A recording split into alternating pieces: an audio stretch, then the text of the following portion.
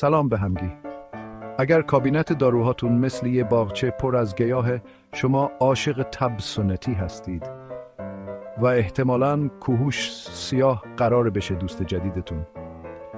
این گیاه قرنهاست که توسط بومیان آمریکا استفاده می شده و به خاطر خاص درمانی فوق‌العاده‌اش معروفه. علائم یائسگی عضویتون میکنه، کوهوش سیاه میتونه کمکتون کنه. درد پریود دارید؟ کوهوش سیاه میتونه دردتون رو آروم کنه. این گیاه شگفت انگیز به کاهش اضطراب و مشکلات خواب هم کمک میکنه.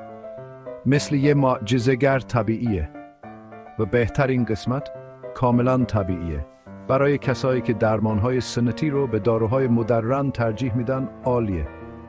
پس چه با گرفتگی دست و پنجه نرم میکنید، چه فقط یه خواب راحت میخواید، کوهوش سیاه میتونه قهرمان گیاهی شما باشه.